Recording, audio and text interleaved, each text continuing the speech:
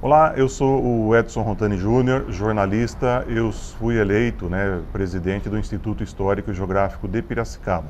Nós tomamos posse agora dia 1º de abril passado.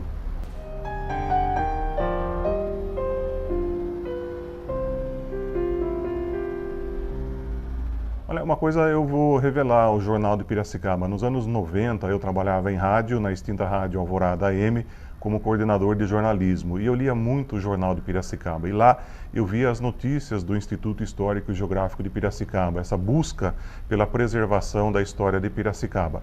E isso me inspirou. Falei, um dia eu me almejo estar dentro de pessoas que estudam a história de Piracicaba, que contextualizam esse rico contexto que Piracicaba tem. Isso foi nos anos 90 e anos 2000, né? Em 2006 eu fui convidado pela primeira vez e tive, assim, não aceita a inclusão do meu nome no Instituto. Fiquei muito triste, é óbvio, né?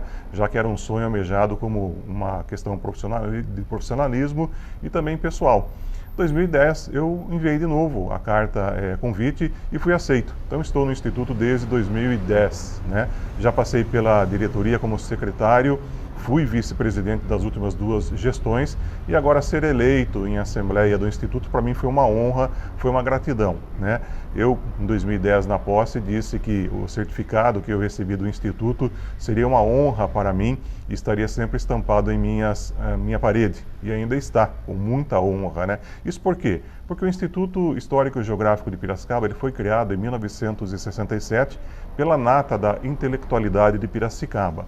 Tivemos aí nomes como o Dr. Edmar Kiel, camponês do Brasil, o Nélio Ferraz de Arruda, que foi prefeito de Piracicaba e presidente do Instituto por 3 gestões, Cossenza, a Maria Helena Corazza foi uma das, inclusive não foi presidente, mas foi uma das que mais incentivou a criação e a vida desse instituto. Tivemos também a professora Marli Germano Perecim. Então são alguns nomes nos quais eu me espelhei nos anos 90, anos 2000, para ter hoje esse caminho que estou galgando, né? O Instituto ele serve como um acervo, né, de toda a história de Piracicaba. Lá nós temos revistas, livros, jornais, inclusive todos originais. Temos um jornal, o jornal Gazeta de Piracicaba, o antigo, né, lá da época da República, de 1883, né, que conta a história de Piracicaba do final do século retrasado até por volta de 1930. Então nós temos um resgate muito importante. Temos a contribuição do Jornal de Piracicaba, que deu toda a sua coleção física, impressa, né, para que as pessoas pudessem fazer a sua consulta. O papel do Instituto, portanto, é esse: é resgatar e preservar a história do município de Piracicaba. No Instituto Histórico de Piracicaba nós temos assim uma programação que ela se repete conforme a gestão, mas nada impede a criatividade, o uso das ideias novas que venham a surgir, né? Nós publicamos livros. Temos já para 2022 11 títulos sugeridos, é bastante, né? Todos sobre a história de Piracicaba. Esse ano é um ano riquíssimo, porque temos datas redondas como 100 anos da Estação da Paulista, 200 anos da Câmara Municipal, temos os 100 anos da Semana de Arte Moderna, que teve reflexos aqui em Piracicaba com a família Guerrini e tantos outros temas. Então nós estamos assim mantendo esse ritmo, esse ciclo que já vem de décadas, de anos, né? Nós pretendemos inovar em 2022 com a criação de certificados, premiações. Queremos ver se colocamos em prática, com a ajuda do empresariado, a premiação de melhor publicação literária, o melhor livro da cidade de Piracicaba publicado no ano. Eu chamo até como ironia, né, o prêmio Pulitzer Caipiracicabano, que a gente pretende aí distinguir junto a uma consulta pública qual for o escritor ou o título que merece assim um certo destaque. Entre outras iniciativas, nós precisamos também lembrar das mídias digitais, né? Temos Facebook, Instagram, YouTube, Flickr e tantas outras mídias digitais que estão hoje na mão dos jovens que também se interessam pela história de Piracicaba.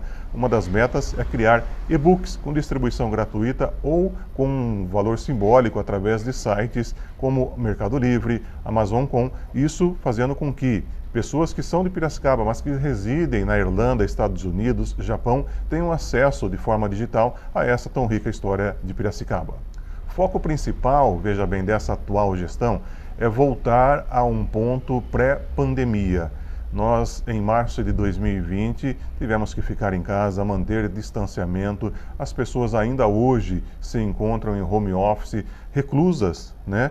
Então, o objetivo nosso com essa abertura que está sendo dada tanto pelas autoridades municipais quanto estaduais, a não obrigatoriedade mais de máscara em espaço público, é trazer o associado e o piracicabano para o convívio junto ao Instituto Histórico. De que forma? Palestras, cursos, bate-papos, mesas redondas, lançamentos de livros, tá? Nós temos marcado agora para o dia 7 de maio, na FUMEP, Cotipe, Escola de Engenharia, ali na Vila Resende, o lançamento de um livro sobre os 50 anos da escola Professor Toledo, lá de Ártemis. Então, esse será o primeiro encontro físico, vamos dizer assim, com uma grande participação das pessoas, da população, junto ao Instituto Histórico. Para junho deve ser lançado o livro Piracicaba Antiga, a foto e a história, uma fotografia, uma história de Piracicaba, também resgatando a história aí do século passado, através de fotografias de ícones fotográficos. Então, o objetivo agora é tirar um pouco as pessoas de casa, né?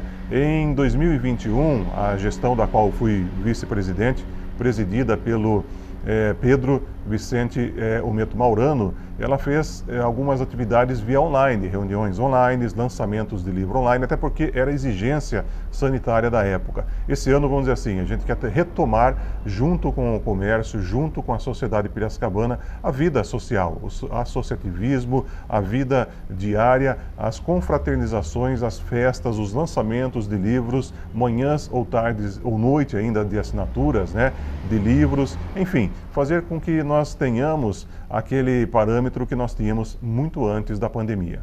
Bom, o Instituto Histórico e Geográfico de Piracicaba tem uma dádiva muito grande, em especial com o Jornal de Piracicaba. O Jornal de Piracicaba, ele relata o dia a dia de Piracicaba, ele é a visão, né, do que acontece na sociedade piracicabana. E nós estamos falando de 122 anos completados agora em agosto. Dr. Marcelo Batuira é membro do Instituto Histórico e Geográfico de Piracicaba, tomou posse no ano passado, 2021, e não é qualquer cidade, qualquer capital que tem um jornal de tão longa vida como o Jornal de Piracicaba.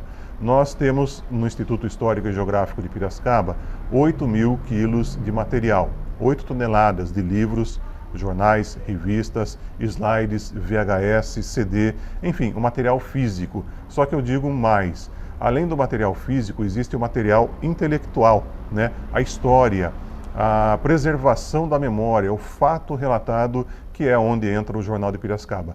Esse fator, inclusive, ele é intangível, não é palpável, ele não é físico. Então, a importância do Jornal de Piracicaba é muito grande, principalmente para a história de Piracicaba e também para o Instituto Histórico e Geográfico de Piracicaba.